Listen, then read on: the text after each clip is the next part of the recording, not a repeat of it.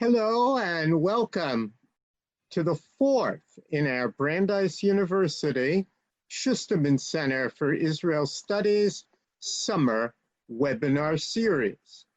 My name is Jonathan Sarna. I direct the Schusterman Center, and today our topic is Israel and the pandemic, economic impact, political response, social conclusions. Our guest is the best-selling Israeli author and journalist, Amotz Asa-El. Amotz is senior columnist at the Jerusalem Post's former executive editor. He's published a recent book in Hebrew entitled The Jewish March of Folly, a history of Jewish leadership from antiquity to modernity, which has been a big bestseller.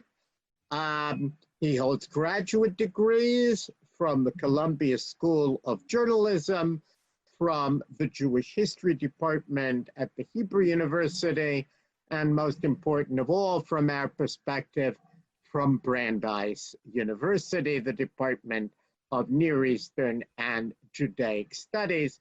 Really a pleasure to have Amotz back with us. Let me just point out that we will be taking questions, and at the end, please use the chat function at the bottom of your screen to send in any questions. We'll try to get to as many of them as time allows. So Amotz, before we move to the impact of the pandemic and the political response to it, I wonder if we could start with a short overview of Israel and the pandemic, really from when the story begins in February, March of 2020 to the present. What happened? Thank you very much, Professor Sarna. Well, it's been a tale of two contradictory phases. As you can tell from this graph in Haaretz's website right now, never mind the Hebrew with which it is surrounded, indicating the number of new daily infections. What we see on the graph's left side is the so-called first wave, from which Israel emerged with flying colors after taking early, drastic, and very efficient measures that reduced the number of daily infections to nearly zero. On the right side, we see the second wave, which is still underway and in which the government made mistakes, which resulted in the pandemic's renewed outbreak. Faced with the first wave, Israel stopped flights well ahead of others, first from China, then from China's neighbors, then from the rest of the world. Meanwhile, Prime Minister Netanyahu displayed an attitude that was the exact opposite of Donald Trump's medical denialism and administrative passivity. Sorry about that. This is what I wanted to show. In repeated primetime TV appearances that some found overly alarmist, Netanyahu argued that Corona is a major national threat.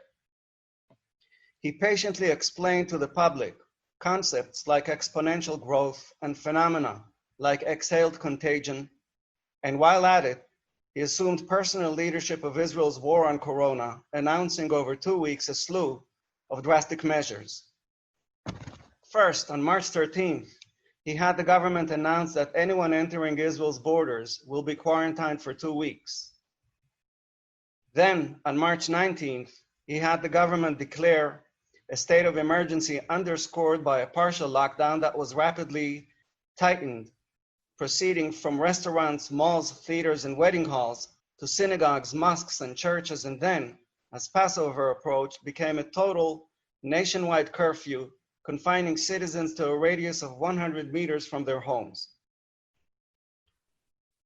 People caught violating this decree or walking in the street without a mask were summarily fined 200 shekels by cops.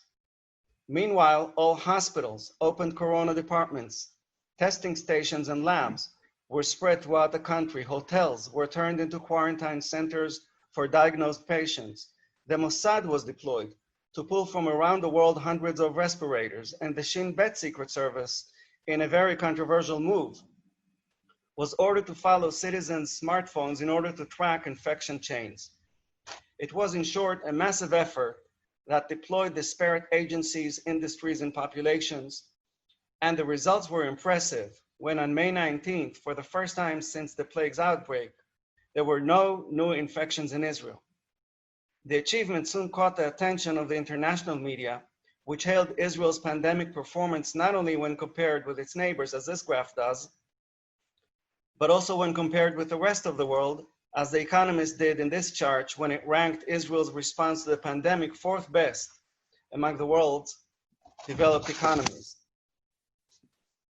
That was the good part. The bad part began May 15th, when the government reopened the schools.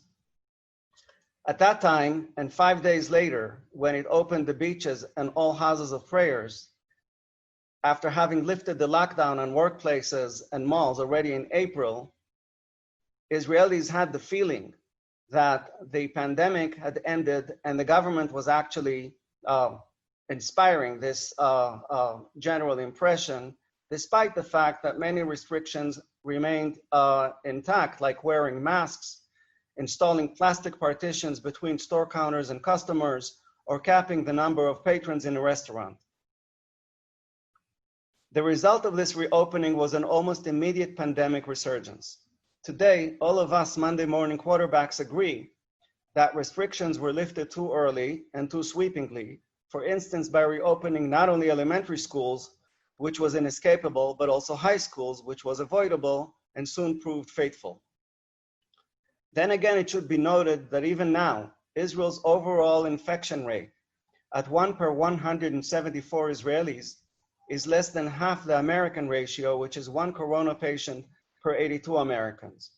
And whereas the American corona-caused deaths at 3.8 million are about 1 in 2,340 Americans, Israel's corona-related deaths at 422 are about 1 in 21,800 Israelis, or less than 1/10 America's death rate. This gap reflects the advantages of Israel's universal healthcare system, whereby every citizen is comprehensively insured and also a short distance from his or her health maintenance organization, which is why Israeli corona patients have been quickly diagnosed, quarantined, and treated. Similarly, Israel's early success in containing the pandemic stemmed not only from its government's decisions, but also from its borders' tightness and from its people's experience with and mental readiness for emergency situations. This, in brief, is what happened medically.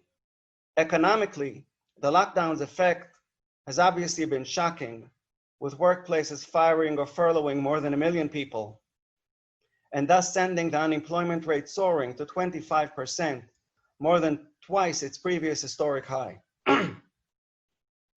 Unlike the government's pandemic policy, which began with success before shifting to failure, its economic response was problematic from the outset.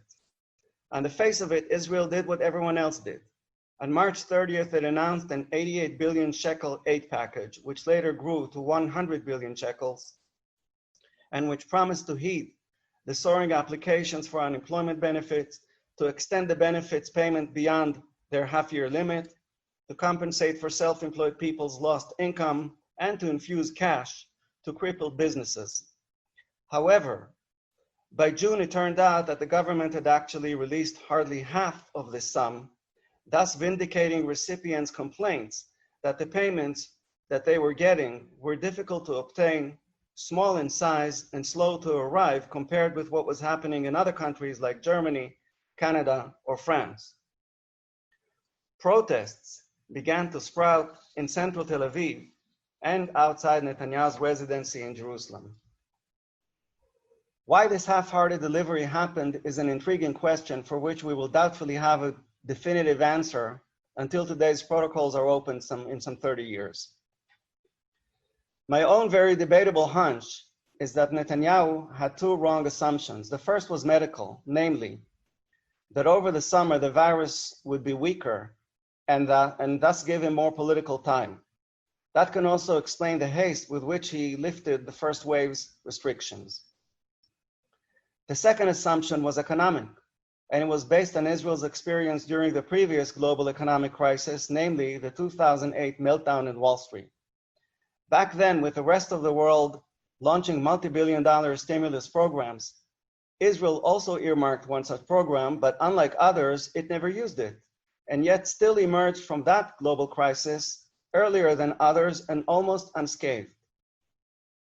Whether or not I'm right in my impression that Netanyahu initially hoped to repeat this precedent, it is clear that events soon confounded him. This became apparent 12 days ago when Netanyahu and Finance Minister Israel Katz, in a dramatic TV appearance, vowed to expand and accelerate the delivery of cash to the pandemic's economic victims. Unveiling a new 90 billion shekel plan, they said unemployment benefits will be extended to June next year and even beyond it, as long as the unemployment rate is in double digits. In addition, they promised grants of up to 7,500 shekels for self-employed people who lost at least 40% of their turnover, and grants to businesses which also lost at least 40% of their turnover. Most radically, they said repayments of mortgages and business loans will be postponed by half a year. Finally, and most tellingly, in introducing all this, Netanyahu conceded publicly and plainly that he had reopened the economy prematurely. Even so, and even while payments were indeed reaching their addressees as promised, many felt the government was still stingy, arbitrary, and above all inconsistent. And then, as if to vindicate the inconsistency charge, Netanyahu and Katz emerged less than a week later with a new plan, promising cash deposits into every citizen's account according to a formula of 3,300 shekels per family of 5. Now economists, politicians, and journalists united in decrying this measure as a populist shot from the hip, arguing that most of these handouts recipients won't need it, while for those who do need it, it is much less than enough by any yardstick. Consequently, Netanyahu yesterday adjusted this plan, saying the needy will get more of that package and the rest will get less. Such inconsistencies have been routine in recent days, with officials repeatedly rewriting plans concerning the terms of reclosing restaurants, fitness clubs, synagogues, and wedding halls.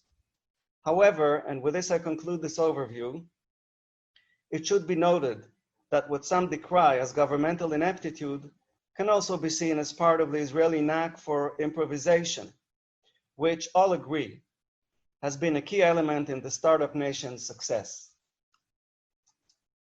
Okay. Well, thank you, and that's very comprehensive in terms of its overview. Of course, you wrote a book, The Jewish March of Folly, which covers leadership really from the period of the Bible to the present.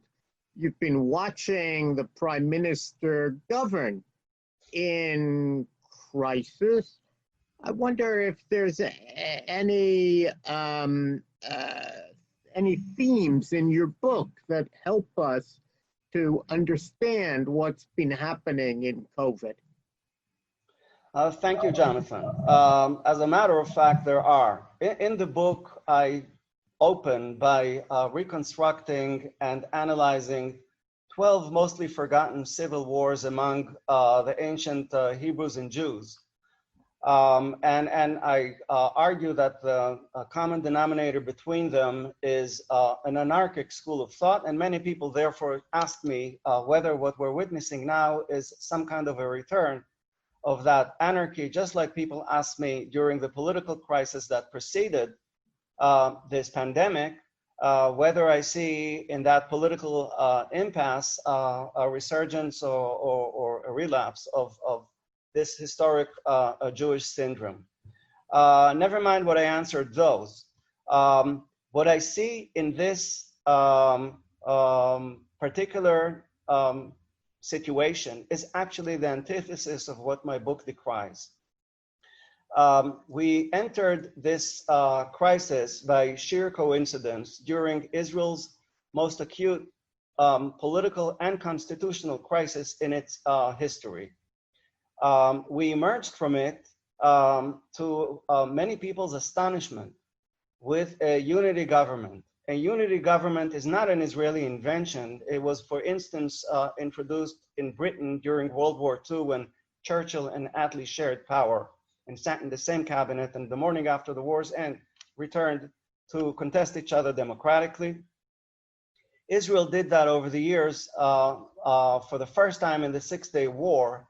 Here we see in the center the more famous image of Menachem Begin in the white shirt, and to his left, in a black beret, we see then Prime Minister Levi Eshkol. They united on the eve of the 6 Days War to create a unity government that Israel had never previously had.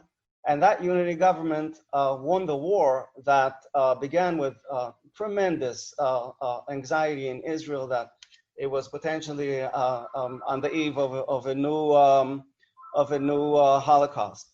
The same act was repeated in the 1980s by Labor and Likud when Yitzhak Shamir on the left and Shimon Peres on the right combined to create a unity government that jointly confronted the time's great economic crisis, the worst in Israel's history, and their success was also seminal, and it happened through a unity government, and the same thing later happened in 2001 when Ariel Sharon joined hands with his arch rival Shimon Peres, and they jointly won that war.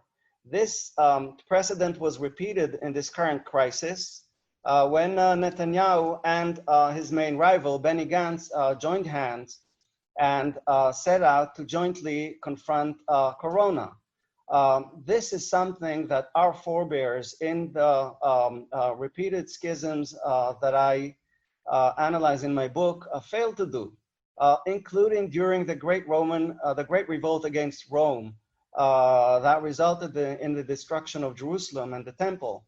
While the Romans were already laying siege to Jerusalem and were visible from its walls, the Jews inside the walls were killing each other in a civil war. And the same thing happened in previous situations, most notably when the Romans first arrived in the Middle East. Then too, the forebears of the Roman revolt rebels, they too were in the throes of civil war. Israel, in my view, was not approaching civil war this time around, which itself was an accomplishment, but moreover, it managed to have its politicians unite in the face of this adversity.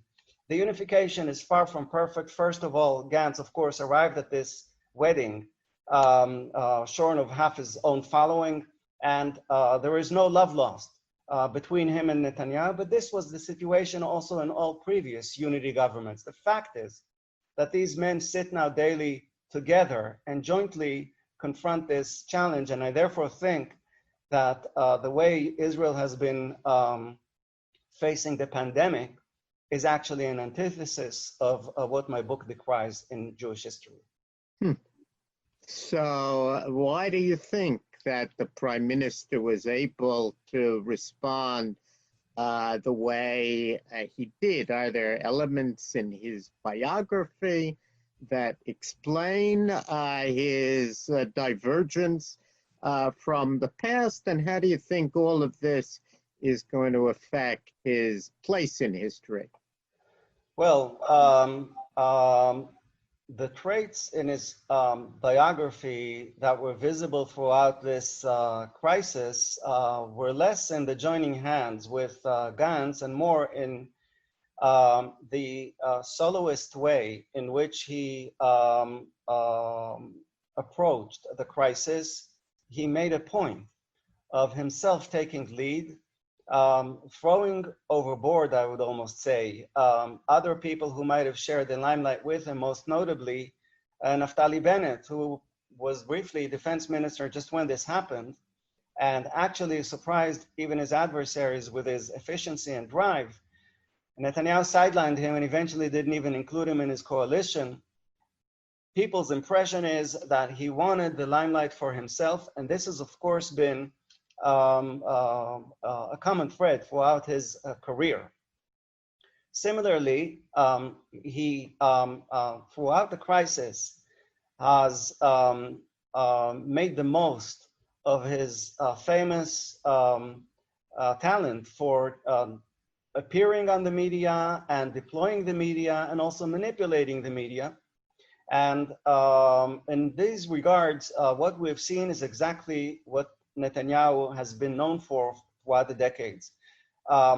Where things are departing from the past is this situation that he did not choose, whereby he actually needs to share power with Gantz. This for him is extremely uncomfortable. Unlike, for instance, Yitzhak Shamir, when he shared power with Shimon Peres, he was comfortable with that. And he later redid that, even when he no longer had to do this in terms of the following elections results.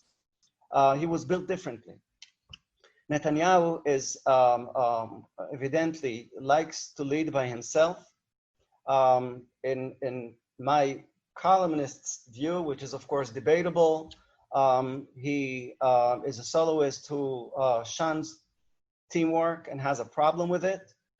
It showed, for instance, only the other week when he held a consultation about the economic situation with Stanley Fischer, the former deputy chairman of the American Fed, and before that, the governor of the Bank of Israel, and really a world-leading economist. He held a consultation with him without including in it his own finance minister. This is the kind of attitude that we have been used to be seeing from Netanyahu and are seeing now again, possibly at a cost. So as long as things seem to be working well, even rivals of his said that they have to salute his performance and his assumption of responsibility, how it contrasted. Trump's attitude, all that was good as long as Israel seemed to be defeating the plague. Now this is returning to haunt him, because now that things are not going right, once again, it is he who more than anyone else is being blamed for what previously he was praised for. So this is in terms of his standing right now and how it relates to his past. In terms of his place in history, I think that he will be judged by the bottom line of the pandemic. And what troubles us Israelis greatly these days, things like the government's inconsistencies and of the sort that I mentioned in my opening remarks, will matter less. What will matter most is how we emerge from this in terms of the bottom line, and that remains to be seen, I think, in the upcoming 12 months. So you referred to the bottom line, and actually last summer you traced for our fellows at Summer Institute for Israel Studies that we run the remarkable economic history of Israel from pre-state Palestine, a kind of third world country, to startup nation. So you touched on this a little bit in your opening, but give us a broader sense. How is this affecting Israel's economy, and what do you think the short and long-term implications for startup nation are of, I think you said, 1 million unemployed? I would start by throwing a glance at this graph here. Never mind the Hebrew once again.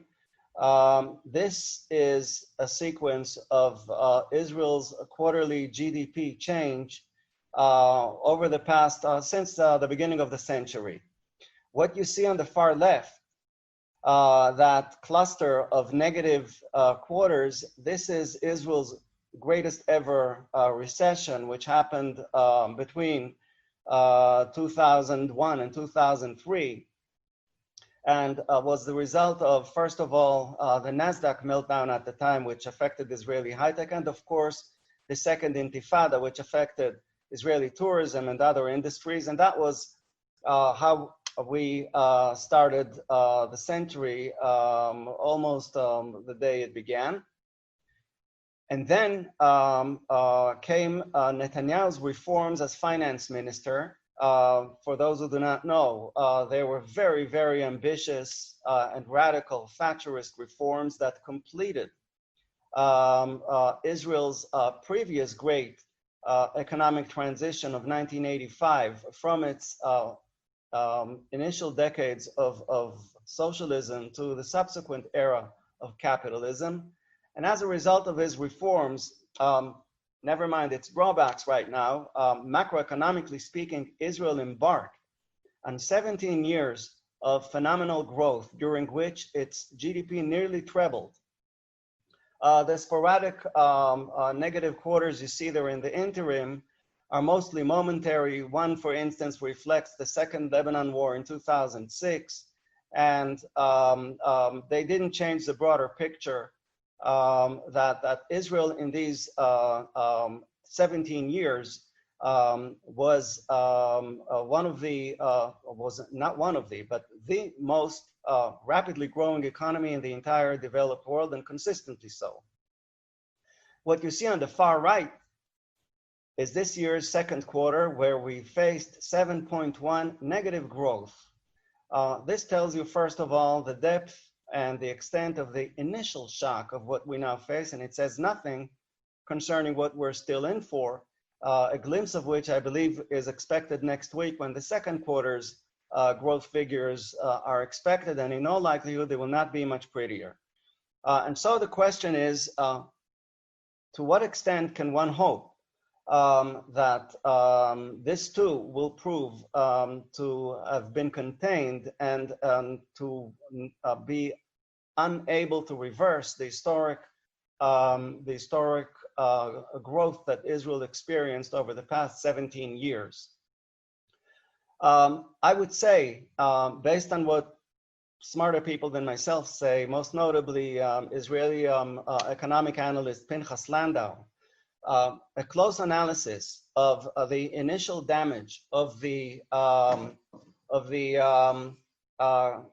current economic crisis indicates that what we face is less an economic crisis and more a social crisis. How does he mean? What he says is, and one can really not argue with these figures.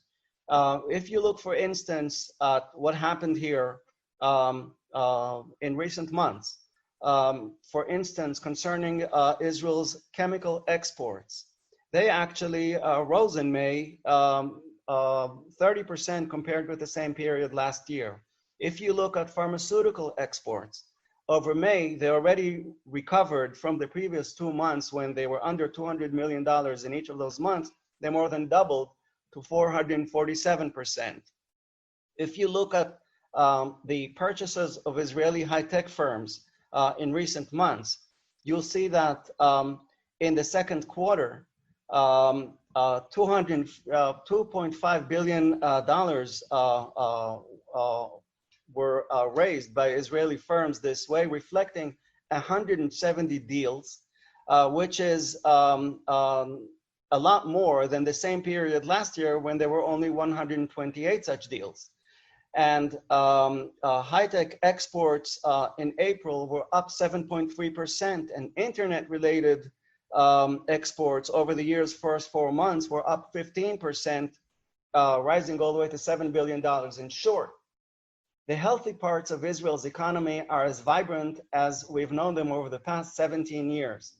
The problem is in sectors like tourism, like restaurants, like hotels, the airline industry, and the services industry, the entertainment industry, and all the many people that service them. If you think, for instance, of Israel's restaurants, there are 14,000 of them. That's a lot of places. And they, between them, employ 200,000 people. Now think of all the families around them. These people are not high-tech, and they were benefiting under the previous economy from the high-tech economy's inspiration of the rest of the economy. Right now, we see them parting ways as long as we face what we face. I think that when the dust is over, when the dust settles, hopefully about a year from now, and the vaccine that everyone is waiting for emerges, and the flights resume, and the hotel industry returns to host tourists, etc. Everyone agrees that the economy we will be returning to, not only in Israel, will be different from the one it was on the eve of the pandemic. And Israel will be no exception. This is why already now, everyone in Israel is talking of the need for using this crisis in order to retrain the unskilled part of the Israeli workforce, to train people, for instance, in computer literacy, in English, all kinds of things that Israel's unskilled labor lacks and can benefit greatly from acquiring. People now say, let's not just invest in compensating people for their immediately lost income, which of course everyone says should also be done and is also imperative. People say, let's also invest in the people themselves. How this will be done and with what kind of success remains to be seen.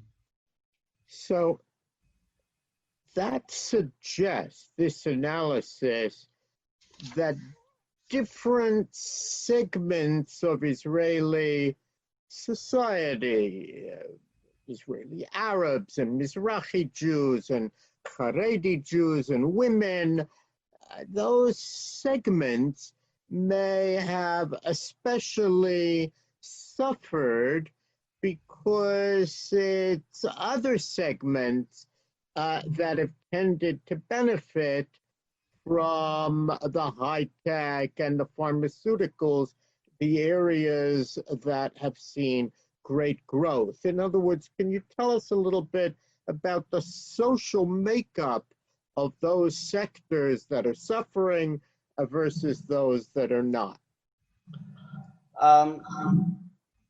I would say that while these segments of the workforce can generally be characterized by Israeli so-called ethnicities like Ashkenazim and non-Ashkenazim, surely everyone knows that in Israel's, for instance, in Israel's academic and technological elite, the rate of Ashkenazim is disproportionate. However, one should recall that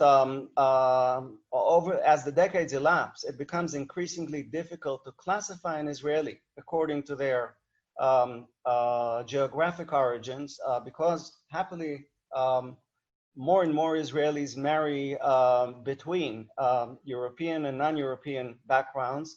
I believe it's well more than a third of marriages by now, and many of them are already second and third generations, so much so that it really becomes difficult with many Israeli children to clearly classify them. When I was a child in first grade in Jerusalem, everyone knew about everyone in our class. This is half a century ago. Everyone knew about everyone else, whether they were Ashkenazim or not. In my kids' classes, they didn't know. We could know about some of them, but many were impossible to classify. This is one thing. On the Arab front, surprisingly, there was nothing in what we've seen so far that distinguished them markedly from the rest of society, not in rates of contagion, and also not in rates of unemployment or disemployment. Some of this might become more clear in the future, and some of this may also be because of the grim fact that, to begin with, their position in the workforce is inferior, especially their women. But the bottom line is that we cannot confidently say that there will be a particular impact on Israeli Arabs in the wake of the pandemic. Where we can say that there will be impact is ultra-Orthodoxy. Israeli ultra-Orthodoxy suddenly found itself in the social spotlight as the pandemic broke out. First of all, because during the first wave, even while Israel was performing as almost impeccably as it was, the rates of contagion in the ultra-Orthodox neighborhoods and towns were extremely high and incontrovertibly so. In other words, the numbers were impossible to argue with, as were the sights on the street. In other words, you saw that people are being evacuated to the hotels where they were quarantining diagnosed patients. They became much more corona infected than the rest of Israel in the plague's initial weeks. That, first of all, put them on the defensive and made many people wonder what was going on. Secondly, in terms of their own attitude towards the Zionist project and the Israeli army in particular, because at one point things became so severe that they had, the police had to protectively seal off the biggest ultra-Orthodox town, Bnei Brak. Israel sent the army into Bnei Brak in order to distribute food to its ultra-Orthodox population, free of charge. And suddenly you had this surreal scene, as you see in this slide, of IDF soldiers in the middle of the most of Israeli ultra-Orthodoxy's bastion, doing good and representing the kind of charity for which ultra-Orthodoxy is actually famous itself. This made many people over there say, maybe we have to temper our attitude towards the state. People who previously wouldn't say that. Many of them anyhow were saying that, but that was one thing. Secondly, thirdly, the Haredi, the ultra-Orthodox formula came to be challenged. First of all, in terms of its politicians' role, things were such that by sheer coincidence once again, but faithfully so, the health minister, when the pandemic broke out, was the ultra-Orthodox person we see in the middle of this picture, Rabbi Yaakov Litzman, who is a leader of the United Torah Judaism Party. And sadly, he proved unable to seize leadership of a crisis, to manage the crisis as someone else in his place would have, including some of ultra-Orthodoxy's politicians today, like Aryeh Deri or Moshe Gafni, the chairman of the Knesset Finance Committee. They, in my view, would have performed better. But the bottom line here was that he vanished and underperformed, and once again made ultra-Orthodox people wonder, what are our politicians for if they're so programmed to treat only our communal needs, but when circumstances suddenly suggest and in fact demand that they treat a national situation, it proves beyond their dimensions. What does that mean about us, the ultra-Orthodox? Worse, not only were their politicians suddenly exposed, also their spiritual leaders were. This is Rabbi Chaim Kanievsky, one of the greatest sage today of Israeli and I think also global ultra-Orthodoxy. He's 92 years old, and he was asked what to do in the face of the pandemic, even after the government had ordered to close down all synagogues and Talmudic academies or yeshivas. And he decreed that they should continue to function, and thus exposed more people to the pandemic. And this, first of all, the mechanical sequence here of what was said and what was done and what that caused was once again impossible to deny. And that greatly compromised the authority of ultra-Orthodox sages. And lastly, beyond the politicians' lack of delivery and beyond the sages' problematic delivery, there was the ultra-Orthodox physical formula, which is to condense their population into crowded and sealed off neighborhoods, which I call ghettos. This proved to be problematic beyond its other implications, problematic also in a situation of pandemic. This, by the way, is a picture of another great rabbi's funeral last year in Bnei Brak. Of course, what you see here is how crowdedly the housing is arranged. and how many Israeli Orthodoxy today, how many people it numbers today. This too came into question because it showed that the ultra-Orthodox formula, which pushes ultra-Orthodox communities into small, secluded communities, eventually could be too crowded to live by.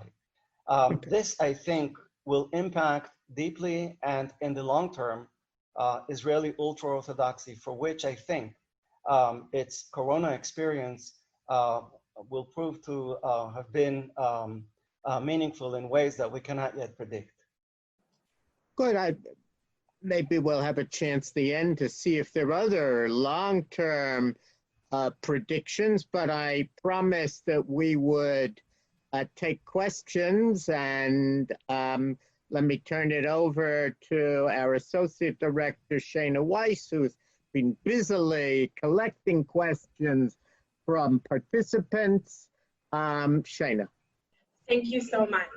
So I want to start with what's on the news today, right? And I would say the two biggest items is that these growing protests at the Prime Minister's residence, right, in Jerusalem, not necessarily just in Tel Aviv, and also the rebellion, or whatever you want to call it, of the Likud Knesset member Yifat Shasha Biton as a symbol of sort of a rebellion within the Likud party itself, right? And, you know, this is a question that's been asked, of course, multiple times over Netanyahu's rule. But do you think that something is really shifting and starting to change, both on the level of the general population and within Likud itself? Actually, I do. I think that, I'm not saying that Netanyahu's downfall is imminent, but I'm saying that he faces now a challenge of a sort that he never previously faced. In other words, a crisis that affects directly and personally almost every citizen, and for which he is held personally responsible for better or for worse. This is how we arranged the setting. Everyone else is a satellite, including Benny Gantz. He's not perceived as an equal partner in the way this is being handled. And therefore, Netanyahu is facing all this all alone, while his legal situation is such as it is, and while discipline within his own party is loosening. The more the people out in the street are pressuring and vocal about their disgruntlement, the more he is pressured. And a quarrel like the one that Israelis saw last night on the nightly TV news, where the finance minister was attacked, verbally of course, attacked in the Knesset, in live broadcast, by Likud's coalition chairman, which is a very important position. And then they literally exchanged accusations and broadsides, and this was once unthinkable. The two people so deep within Netanyahu's operation would openly cross swords. I think this is both a symptom and a potential cause of further disintegration in his operation. Thank you. There's been a couple of questions about Israel's relationships with other countries and how COVID has affected them, right? You alluded to a bit, right, that Israel, through its intelligence agencies, cooperated with countries it doesn't normally have relationships with in getting things like masks and other equipment. There's also been some questions about this, how this affects Israel's relationship with the American Jewish community, right? The simple fact that American Jews haven't been able to visit Israel, right, for the past several months, and doesn't look like they're going to be allowed to anytime soon. What does this mean for Israel's relationship with its neighbors and the larger Jewish community? Well, in terms of the neighborhood, and as Middle Eastern paradoxes go, the pandemic is actually, first of all, gave us a collective experience. We're all in it together, from Nasrallah all the way to the Kahanists in Hebron. Everybody is running for cover from Corona, and experiencing it simultaneously. And less anecdotally speaking, there is a great deal of corona-related cooperation between Israel and its neighbors, including very quietly also the Palestinians, including even Hamas. That was my next question. There is no avoiding this under the circumstances. And in its own way, this is, who knows, maybe this is the beginning of something nicer. I wouldn't hold my breath, but there is such cooperation happening as we're talking. Concerning world Jewry, there is a great deal of concern in Israel. There are reports of all kinds of communities, especially in poorer places in Europe, where Jews are very vulnerable. The Jewish Agency has, in fact, been preparing for what it says might prove to be a new big immigration wave. I have no idea what they mean exactly, but it's good that they prepare and later prove to have prepared in vain than the other way around. Thank you. There's also been a question about, there's been a couple of questions about sort of restrictions for American visitors. And if you think that there's going to be any changes or shift, let's say with the huge number of yeshiva students, people who volunteer from abroad, even in say like Americans who spend a lot of time in Israel but aren't necessarily citizens. What you think about that, and if any of that is going to be expected to shift. No, I think that there has been clear proof that many people arrived in Israel from the States carrying the virus, and Israel's response was to quarantine, to order everyone arriving in Israel quarantined. And I don't see this policy changing anytime soon, because of the second wave that has really taken the decision-making echelon it's caught them off guard. And for instance, they had already promised to resume flights August 1st. And now they say that there's no way this will happen before September. And that's euphemism for saying heaven knows when it actually will happen. I think we're in for a very restrictive winter. Everyone here is talking now of the need to prepare for an even harsher third wave come winter time, when Corona might coincide with the general flu that we always experience here every winter. And we must prepare for this on all fronts, medically, economically, and politically. And this may prove to have been unfounded, but this is the feeling right now. And fortunately also it's clear that the government is actually focusing on this right now as we're speaking. And this means also that there is little reason to predict right now that traffic between Israel and America in general, and American Jewry in particular, will fully resume anytime before next spring. Then again, there have been surprises already as this pandemic unfolded. Thank you. We have a question about food security and food supply chains, right? Like, you know, we already know just from reports that before the pandemic, Israel has incredibly high rates of hunger, right?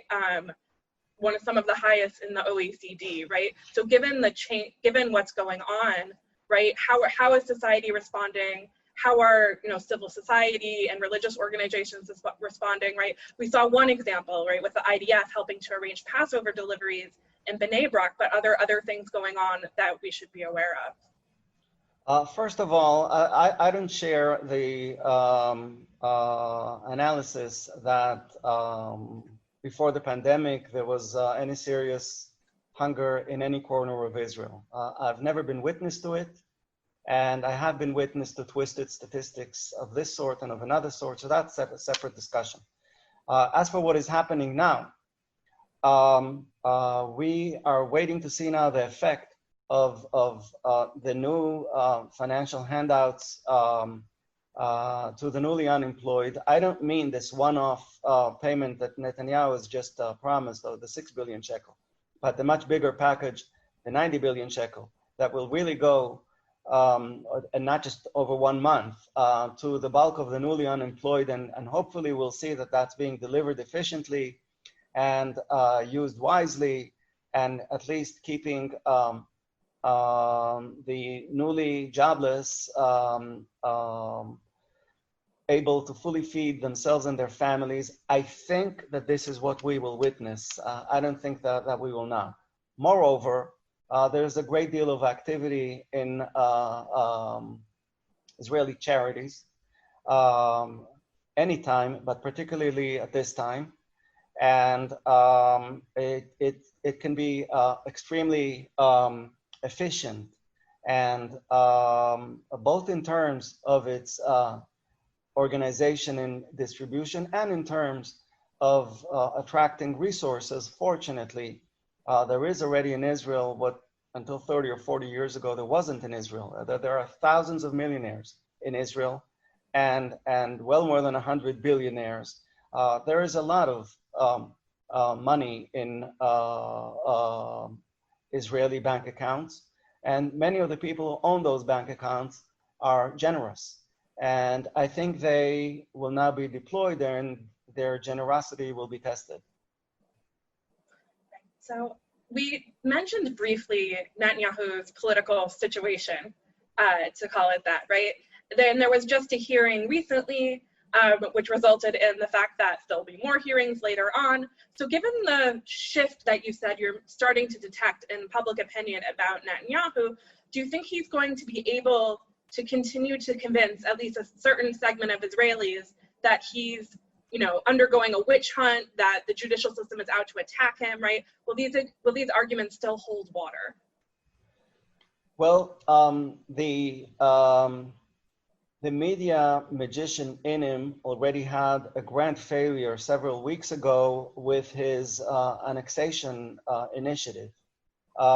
In his thinking, first of all, that was urgent. Secondly, the people were actually cared about it greatly. And he stuck to that thinking even as his self-imposed July 1st deadline approached and the pandemic raged.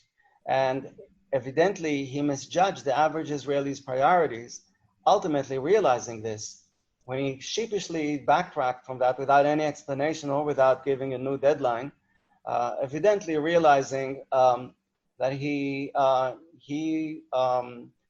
underestimated, he misjudged the Israeli mainstream's political priorities. And that means that he too can make great media mistakes. As for what awaits him now, I absolutely can still see him, like Houdini, emerging from all this also intact. If, once again, the pandemic is quelled, the way he already did successfully quell it previously, and if the financial situation stabilizes and he is able to show people a horizon to look to with some kind of reasonable deadline that then actually materializes, then he might prevail over this one the way he prevailed over previous crises. Now, concerning his legal situation, this is a very tricky one. I think that that critical mass of the electorate that has bought all of what I portray as his malicious attack on the Israeli judiciary, the people who bought into that are so staunchly in favor of him that I doubt they will ever, even if he is, God forbid, ultimately jailed, they will still be with him. But their number, we know, is smaller than the broad electorate of the conservative bloc. That staunch following of his is probably about 1/3 of Israel. And the thing is that he has ironclad coalition partners, and the question is where they will be headed. To answer your question, we're seeing in recent weeks first hints that some of them are getting fed up with him, including the very, very pivotal Aryeh Deri and Rabbi Gafni of also of the ultra-Orthodox wing. There is reason to believe that they're losing patience with him, with his arrogance, with his soloism.